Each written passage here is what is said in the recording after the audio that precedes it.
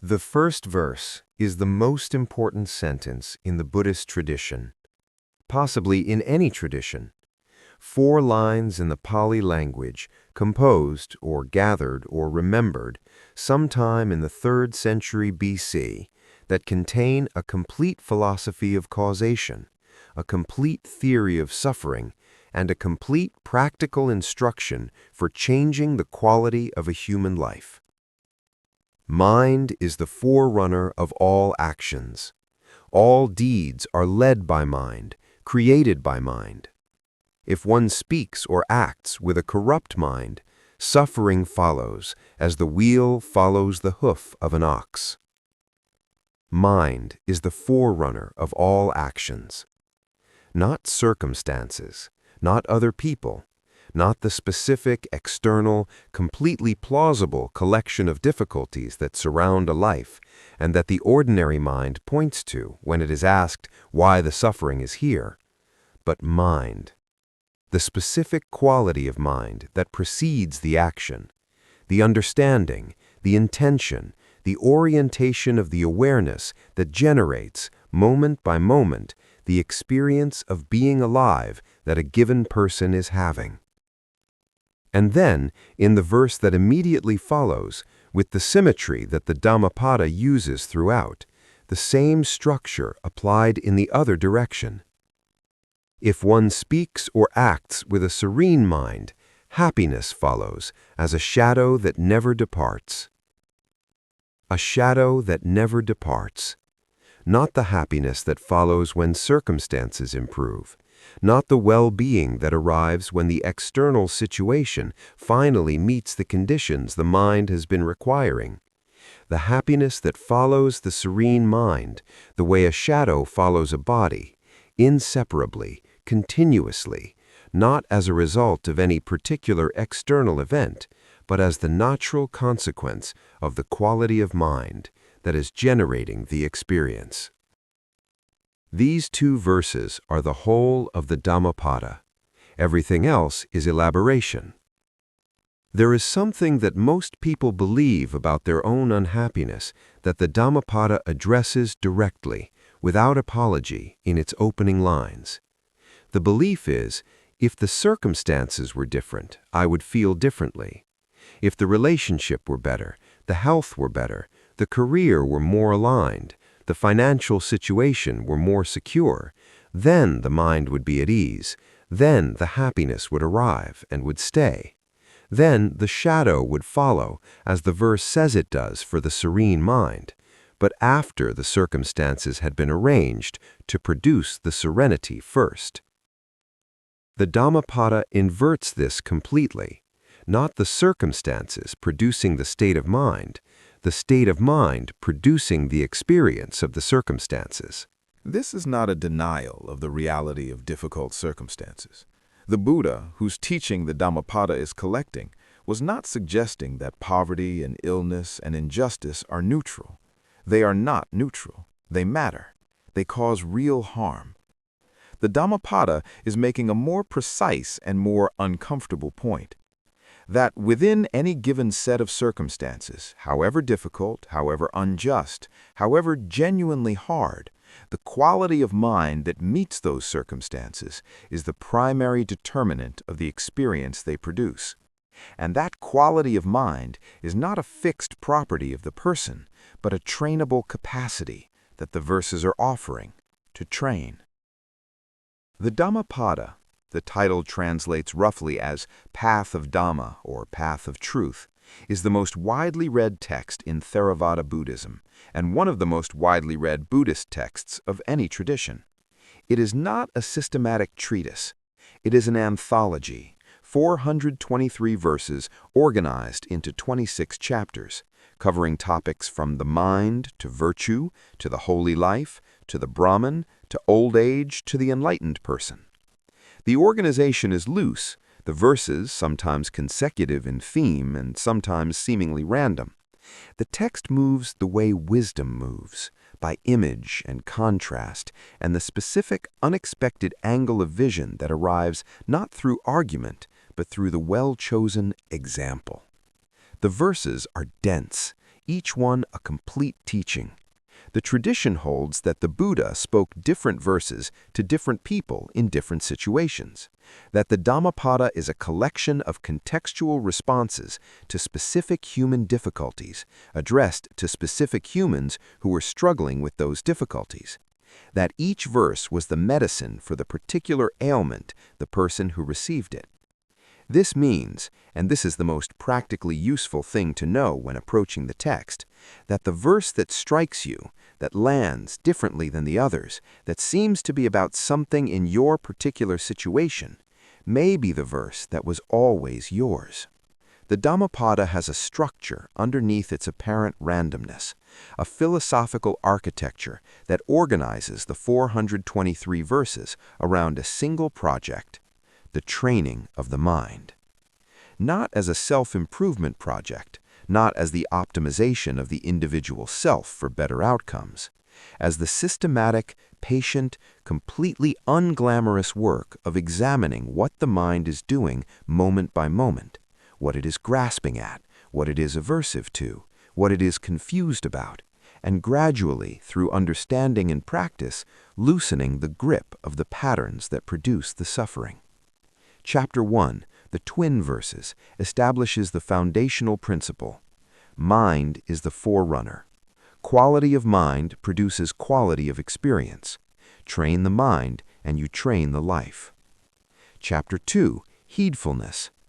The Buddha calls heedfulness the path to the deathless, and heedlessness the path to death.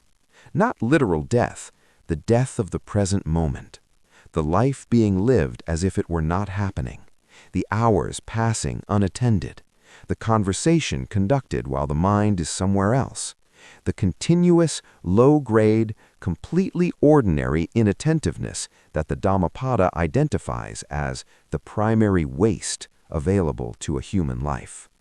He says, "Better than 1,000 hollow words is one word that brings peace. Better than 1,000 verses memorized without understanding is one verse lived. Better than years of the practice performed is one moment of genuine presence to what is actually happening."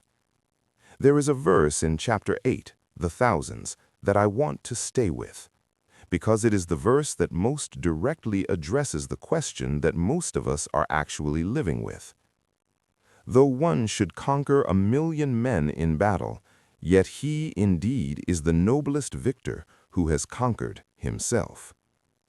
The conquest of the self that generates the commentary, the reaction, the aversion, and the grasping, and the continuous, completely automatic response to every arising that produces the second layer of suffering we have been discussing throughout this series. The Dhammapada is not asking for the conquest in the sense of suppression, not the rigid self-control of the person who has decided that the arising should not arise and has therefore built an internal police force to prevent it. The conquest in the sense of understanding, of seeing the pattern clearly enough that the identification with it begins to loosen. The anger arises. The conquest is not prevent the anger from arising. The conquest is see the anger arising clearly without the secondary anger at the fact that it is arising, without the identity-level conclusion that the arising of anger means you are an angry person, and watch it pass. Because everything passes. The Dhammapada is completely clear about this. Everything passes. The question is not how to prevent the arising, but how to stop being governed by it while it is here. Chapter 3 of the Dhammapada is called The Mind, and it is where Patanjali's Chitta Vritti, Ajahn Chah's Second Pain, and the Upanishad's question about the nature of awareness all converge in the most concentrated form available. The Buddha says, the mind is hard to restrain, swift, flits wherever it wishes. To control it is good. A controlled mind brings happiness. Swift, flits wherever it wishes. This is the mind you know from the inside, the mind that is here and then there, that is attending and then 3 conversations ahead, that is present and then in the memory of yesterday, and then in the anticipation of next week. The mind that has never, in the ordinary run of the day, simply stayed. The control the Buddha is describing is not suppression. It is, and this is the word the Pali uses, the word that the verse is built around, restraint in the sense of the trained horse, not the wild horse beaten into compliance, the horse that has been worked with consistently and patiently over time, until the rider and the horse are moving in the same direction without the constant contest of wills that the untrained relationship requires. The trained mind is not the suppressed mind. It is the mind that has been worked with long enough that the flitting has been gradually, incrementally, without drama, reduced.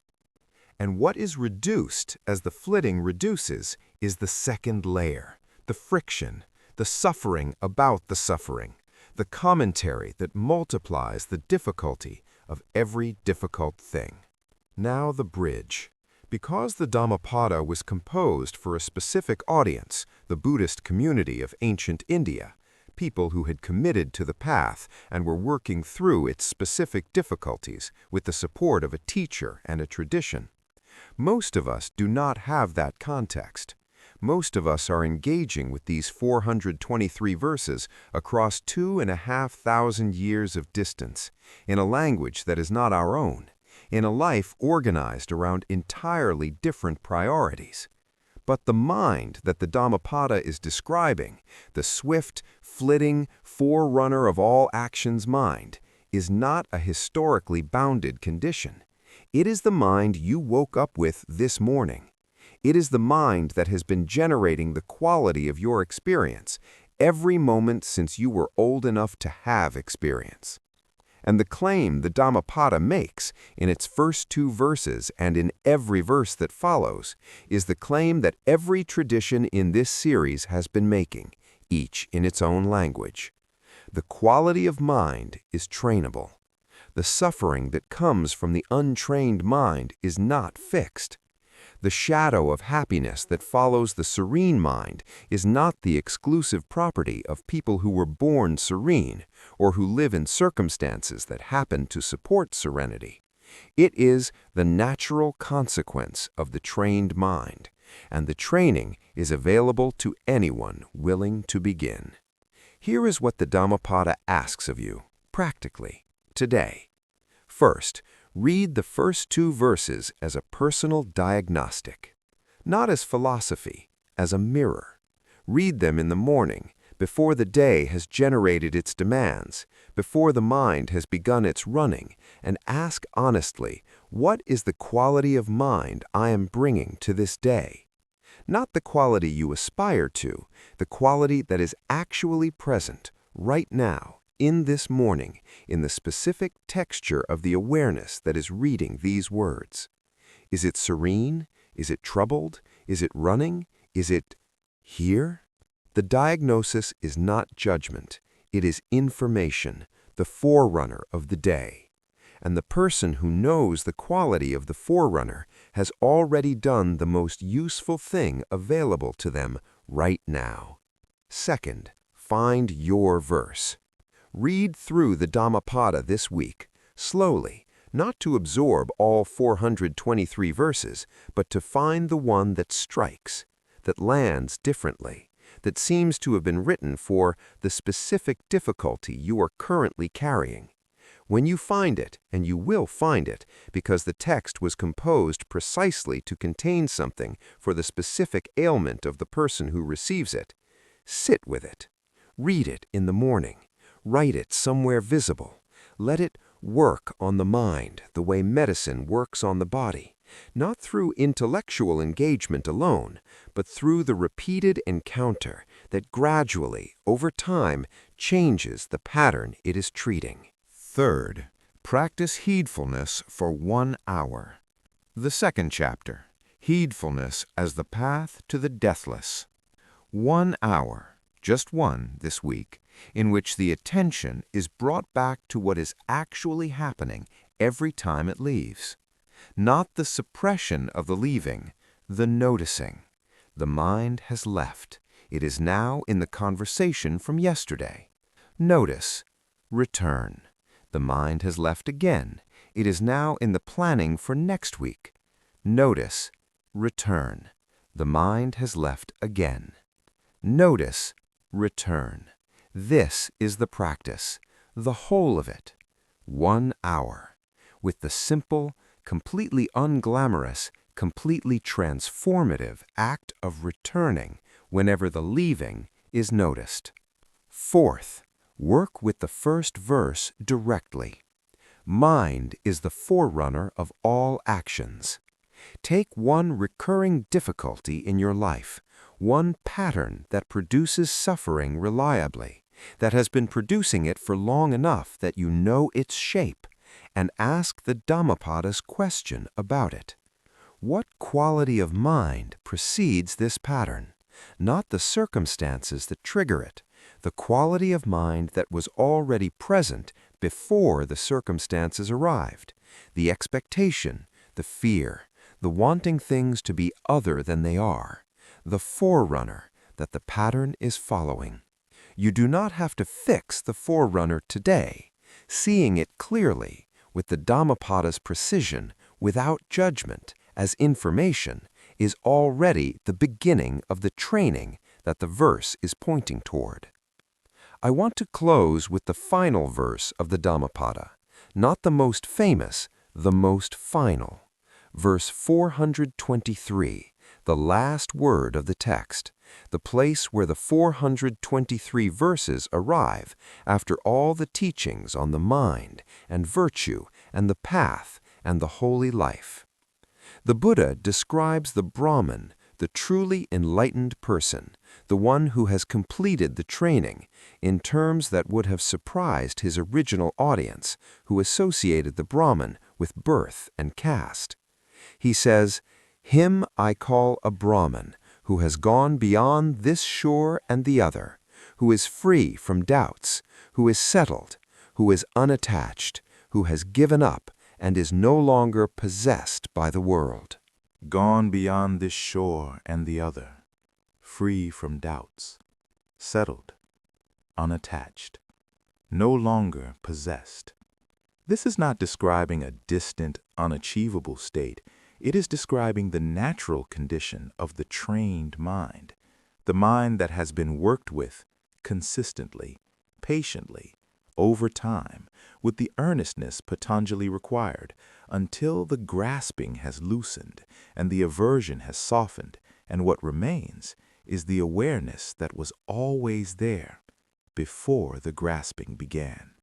The shadow of happiness, not following the arrival of perfect circumstances, following the mind that has learned, slowly, imperfectly, over a long time and without interruption, to be serene, to be here, to be the forerunner of an experience that does not require anything outside itself, to be sufficient.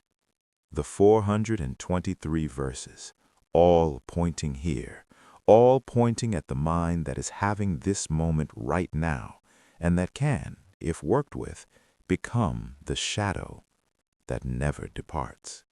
Here is the question the Dhammapada leaves us with today.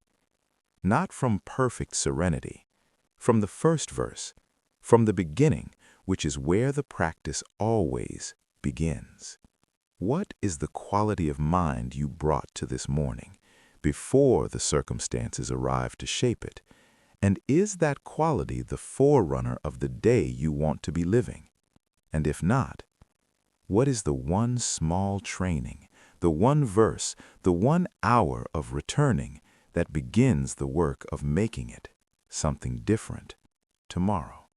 Leave that in the comments, because that answer, your Dhammapada answer, found in honest looking rather than in performance, is not a small thing.